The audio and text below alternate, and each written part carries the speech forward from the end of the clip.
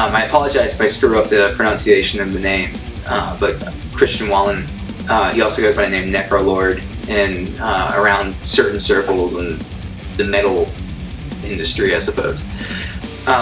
I first found out about his work through, and I'm sure Joseph did too, was through Voodoo by King Diamond. And I always thought that album, the album cover of that was amazing. And he also did Dissection's Storm of the Light's Bane, which is another fantastic album cover in my opinion. So I think Joseph and I were talking about who we want for the record, and we kind of just brought him up because we were looking at, of course, our favorite album covers, and we're like, well, he's still around, let's see if he'll be into it.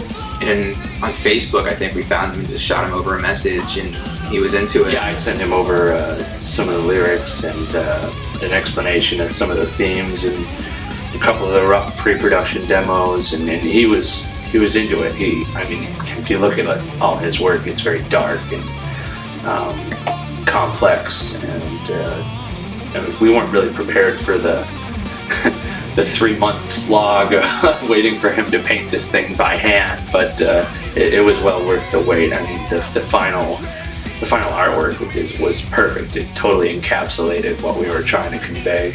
Absolutely, and I think whenever you look at the album cover and you listen to the record, I think that it's such a nice visual aspect to go with the audio. It just, to me, it just feels like it all kind of flows together with it. There's certain parts that are maybe referenced. 2015 at the NAMM convention, Adam had flown in so we can start promoting the band and finishing up some of the loose ends on the production. And we were out at where were we? We were at a Thai restaurant after the NAMM show, and I can't remember the name of the place, but we had gotten a table and we were sitting around drinking wine and eating food and having a good time. And I remember we actually had gotten Kristian's the first draft of his painting. Right. And so we were kind of looking at that, and and so the subject, of course, came up of what we needed an album title. And we had thrown around, I think the conversation probably lasted half an hour or so of us just kind of, well, we like this word, this might be cool. But nothing was one of those moments of, bingo, you got it. Until I think we came up with that we wanted Requiems. Yeah, or Nocturnes. Nocturnes was the term that we wanted to use.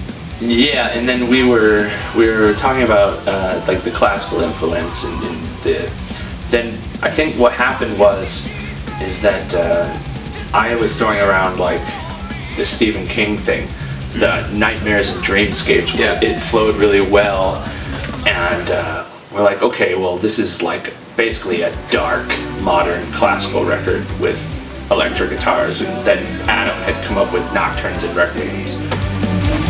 Slowly ascending our way towards a dream so steady.